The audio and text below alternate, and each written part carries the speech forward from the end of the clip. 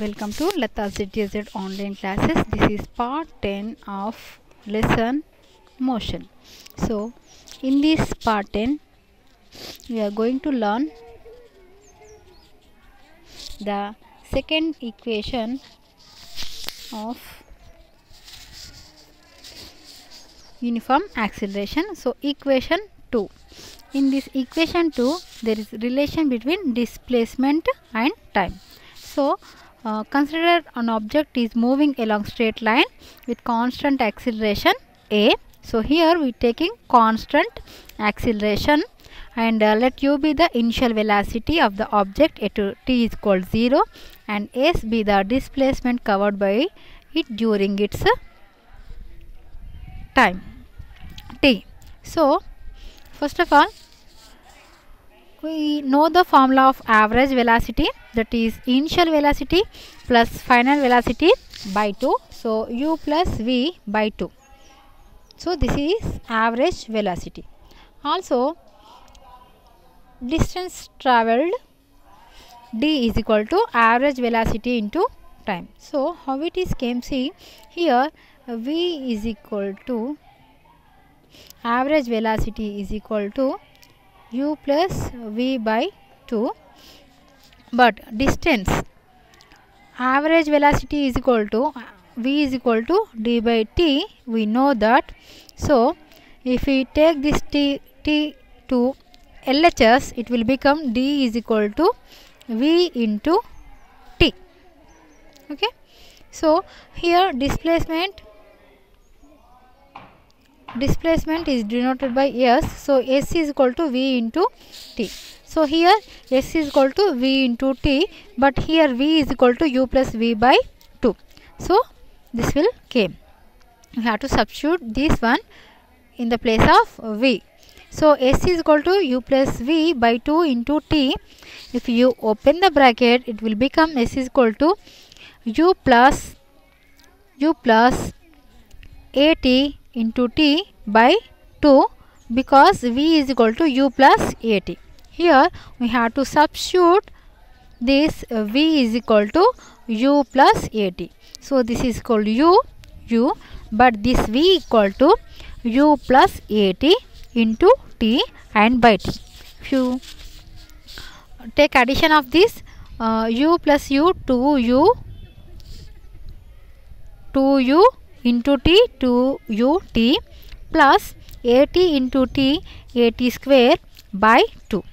So s is equal to, if you take this ut plus half at square, if you take this 2, if you divide this 2ut by 2 at square by 2, so 2 cancel here and ut plus half at square.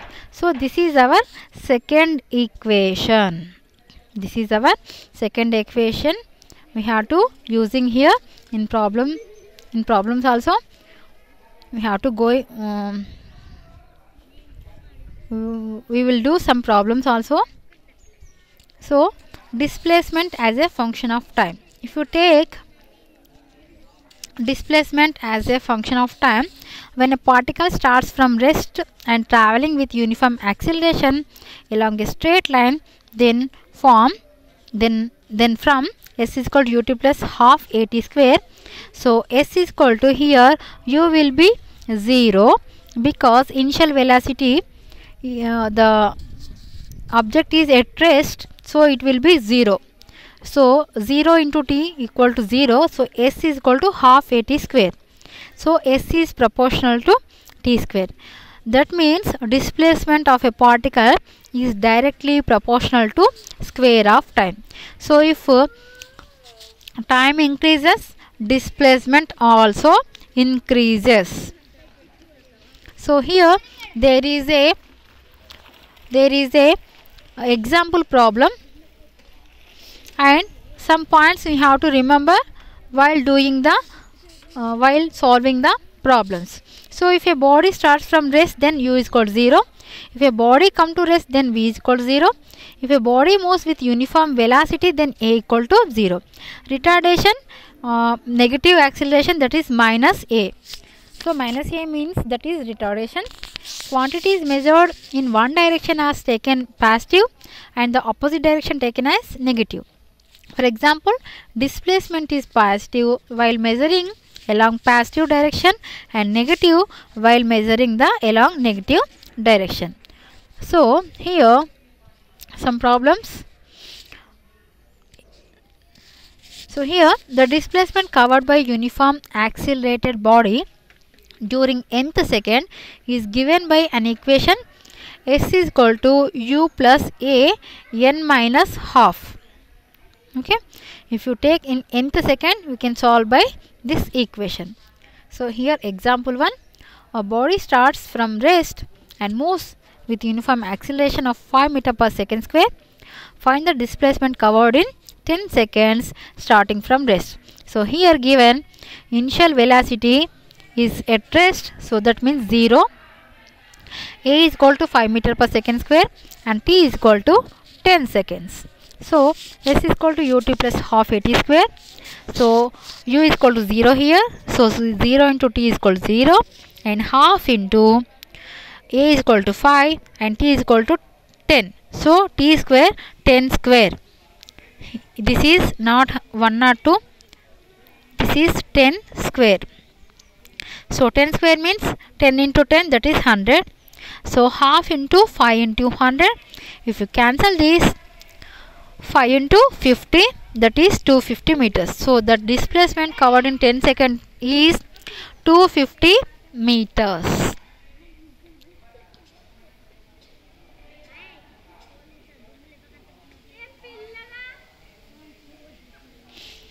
Okay, Telugu medium ఒకసారి తెలుగులో చెప్పుకుందాం. మనకి చలన సమీకరణం 2. ఈ చలన సమీకరణం 2 ప్రతిపాదించడానికి ముందుగా మనము త్వరణం ఏ అనుకుంటున్నాం, t 0 సెకండ్ల వద్ద దాని తొలి వేగం u అనుకుంటున్నాం, t సెకండ్లలో పొందిన స్థానభ్రంశం s అనుకుంటున్నాం. ఇప్పుడు మనం సరాసరి వేగం సూత్రంని స్టార్ట్ చేస్తున్నాం. సరాసరి వేగం ఈజ్ ఈక్వల్ టు తొలి వేగము ప్లస్ తుది వేగము బై 2, అంటే u ప్లస్ v బై 2. కానీ ప్రయాణించిన దూరము ఈజ్ ఈక్వల్ టు ఏమవుతుంది, వేగము ఇంటూ కాలము. కాబట్టి ఇక్కడ s ఈజ్ ఈక్వల్ టు సరాసరి వేగము u plus v by 2 into t. కానీ మనకు తెలుసు v is equal to u plus at అనేది మన మొదటి సమీకరణము. దీన్ని ఇక్కడ ప్రతిక్షేపించాం. అప్పుడు s is equal to u plus at into t by t. So మనం వీటి రెండింటిని కూడితే 2ut plus at square by 2. So చివరికి మనకు వచ్చింది చలన సమీకరణం 2, s is equal to ut plus half at square. So దీని నుంచి మనం ప్రాబ్లమ్స్ చేయబోతున్నాం. ఈ ప్రాబ్లమ్స్ చేసేటప్పుడు మనం గుర్తుంచుకోవాల్సిన కొన్ని విషయాలు. ఎప్పుడైతే వస్తువు నిశ్చల స్థితి నుండి బయలుదేరుతుంది అని చెప్తున్నారో అప్పుడు మనకి u ఈజ్ ఈక్వల్ టు 0 తీసుకుంటాం. దీనికంటే ముందు మనకి ఒక కణం యొక్క స్థానభ్రంశం అంటే s అనేది దాని యొక్క కాలం యొక్క వర్గానికి అనులోమానుపాతంలో ఉంటుంది. అంటే స్థానభ్రంశం పెరిగింది అంటే కాలం పెరిగింది, కాలం పెరిగింది అంటే స్థానభ్రంశం పెరుగుతుంది అని అర్థం. అది అనులోమానుపాతము అని అంటున్నాం. ఒక వస్తువు నిశ్చల స్థితికి చేరుకుంది అంటే v ఈజ్ ఈక్వల్ టు 0 అని తీసుకోవాలి. సమవేగంతో ప్రయాణిస్తుంది అంటే acceleration 0, a is equal to 0. అపత్వరణము లేదా రుణత్వరణము అంటే మైనస్ a గా మనకి తీసుకోవాలి. ఇక్కడ మనం తీసుకునే భౌతిక రాశులు ఒకే దిశలో ఉంటే ధనాత్మకంగా అంటే ప్లస్గా, వ్యతిరేక దిశలో కొలిస్తే మైనస్ రుణాత్మకంగా తీసుకుంటాం. ఒక సమత్వరణంతో ప్రయాణించే వస్తువు ఎన్నో సెకండ్లో ప్రయాణించే దూరము s is equal to u plus a n minus half అని తీసుకుంటాం. ఎందుకు తీసుకుంటామంటే ఇక్కడ సమత్వరణము అనేటప్పుడు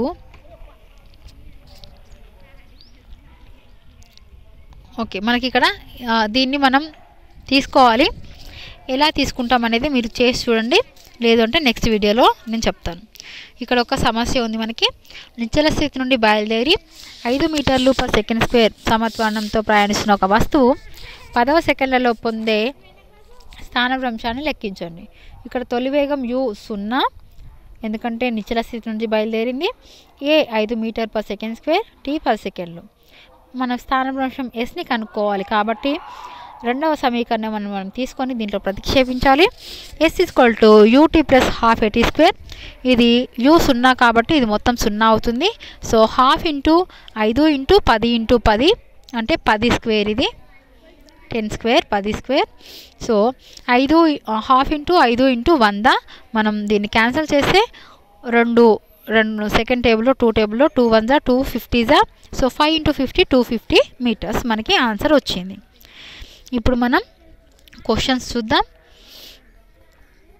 so first question, starting from rest, a car is moving with uniform acceleration. Imagine what happens to the displacement covered if time of travel is doubled. We already said that the displacement is proportional to time square. So if time is doubled, then displacement also doubled. So we have to write displacement doubles. Displacement doubles. Sorry, మీరు ఇక్కడే రాసేయండి. So answer is displacement also doubled. Okay, you have to write displacement also doubled. Okay, second question, a car is moving with the acceleration 2 m/s² from rest. Find the distance traveled by the car in the 5th second. So you have to find out this is a problem. So Telugu medium కూడా same ఉంటుంది కాబట్టి మనం లెక్క చూసిన తర్వాత ఇద్దరికి కలిపి చెప్తాను. So Telugu medium questions. ఒకటో ప్రశ్న, ఒక కారు నిశ్చల స్థితి నుండి బయలుదేరి సమత్వరణంతో ప్రయాణిస్తుంది. ప్రయాణ కాలం రెట్టింపు అయినప్పుడు ఆ కారు యొక్క స్థానభ్రంశం ఎంత ఉంటుందో ఊహించండి. మనము స్థానభ్రంశం అనేది దాని ప్రయాణ కాలానికి అనులోమానుపాతంలో ఉంది అనుకున్నాం. కాబట్టి ఇక్కడ ప్రయాణ కాలం రెట్టింపు అయినప్పుడు స్థానభ్రంశం కూడా రెట్టింపు అవుతుంది. కాబట్టి ఇక్కడ మనం రాయవలసిన విషయము స్థానభ్రంశం రెట్టింపు అవుతుంది. మీరేం రాయాలి? స్థానభ్రంశం రెట్టింపు అవుతుంది అని రాయాలి. రెండో ప్రశ్న, నిశ్చల స్థితి నుంచి బయలుదేరి 2 m/s² త్వరణంతో ప్రయాణించే ఒక కారు 5వ సెకండ్లో ప్రయాణించిన దూరం లెక్కించండి. ఇది problem. So English medium Telugu medium same ఉంటుంది. సో సేమ్ చేసుకోండి. మనకి నిశ్చల స్థితి రెస్ట్ అంటే u 0 అవుతుంది, a 2 m/s² అవుతుంది, t 5వ సెకండ్. సో ఇప్పుడు మనం లెక్క చేద్దాం.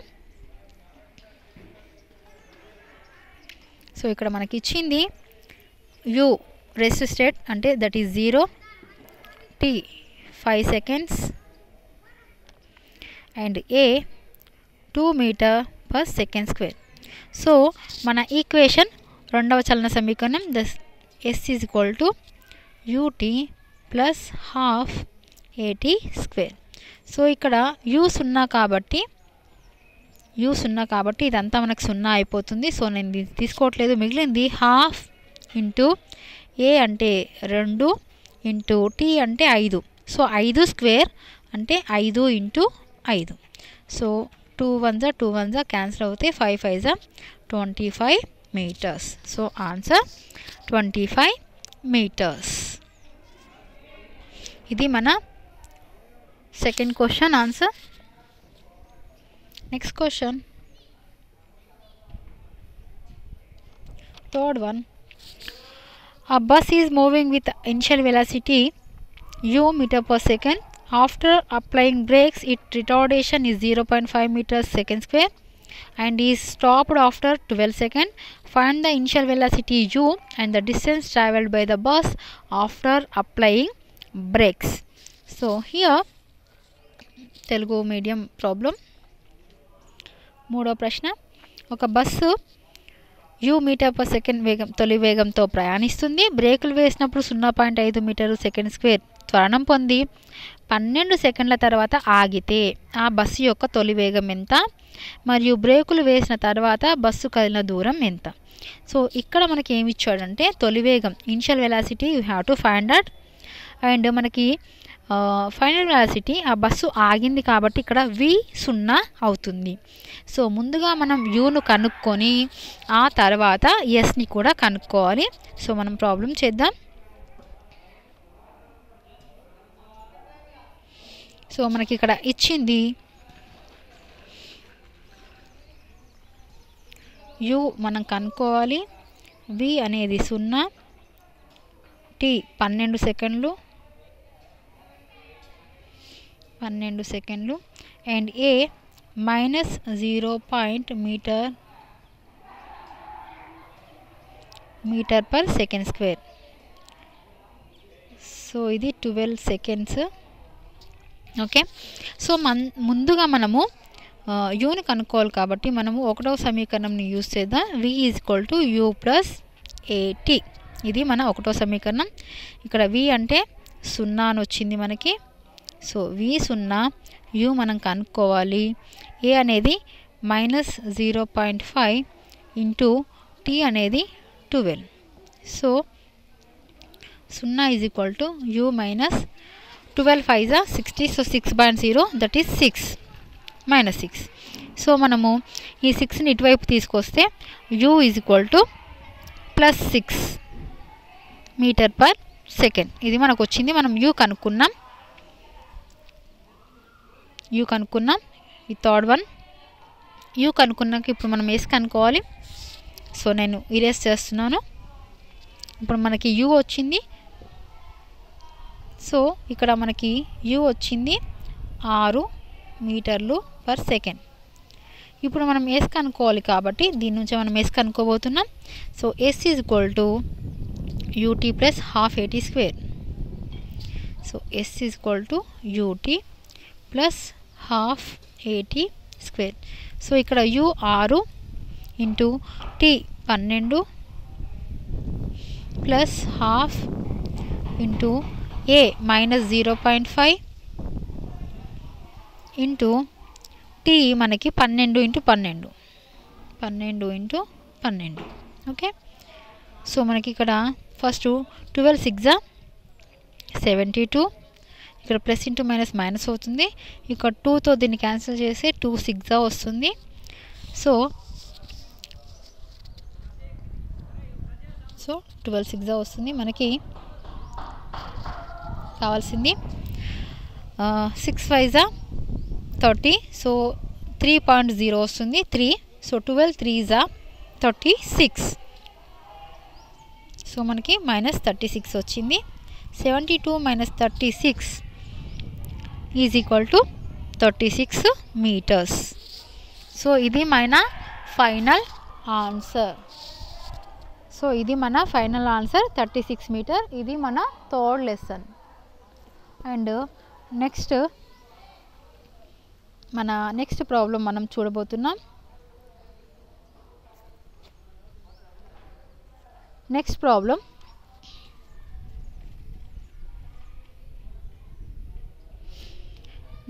fourth one. So multiple choices are there. So fourth one, the displacement of particle starts from rest is proportional to the square of the time then particle is in. So when the displacement is proportional to square of the time, that is it is uniform acceleration. So A is your answer. Next one, fifth one, a particle start moving from rest with uniform acceleration.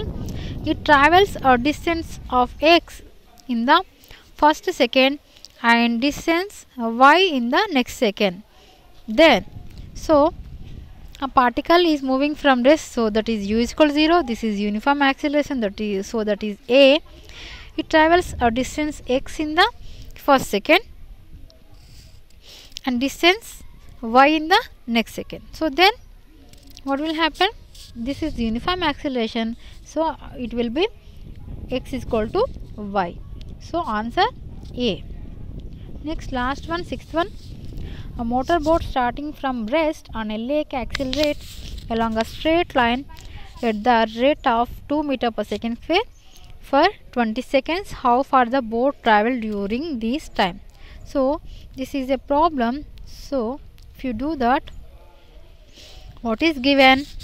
That is a equal to given 2 meter per second square, and t is equal to given, that is 20 second, and u equal to, the motor boat is rest, so that is u is equal to 0. So we have to find out s. Again ut plus half at square, so this ut becomes 0, so half into 2 into t is equal to 20, so 20 into 20, 2 cancel, so 20 is a 400 meters. So 400 is your answer, that is D. So D is your answer. Telugu medium 4వ ప్రశ్న. నిశ్చల స్థితి నుండి ఒక కణం పొందిన స్థానభ్రంశం కాలం యొక్క వర్గానికి అనులోమానుపాతంలో ఉంటే ఆ కణము సమత్వరణంను కలిగి ఉంటుంది. నిశ్చల స్థితి నుండి బయలుదేరి సమత్వరణంతో ప్రయాణించే ఒక కణం మొదటి సెకండ్లో x దూరం, రెండో సెకండ్లో y దూరం ప్రయాణిస్తే ఏమవుతుంది? x ఈక్వల్ టు y అవుతుంది. చివరిది ఇందాకే మనం ప్రాబ్లం చేసాం. సో మనకి 400 మీటర్లుగా వచ్చింది. ఇంగ్లీష్ మీడియంలో ప్రాబ్లం చేసాం. సో నేను మళ్ళీ చెప్పట్లేదు, డి ఆన్సర్. సో ఇది మీ వర్క్షీట్. నెక్స్ట్ వర్క్షీట్లో మళ్ళీ కలుసుకుందాం.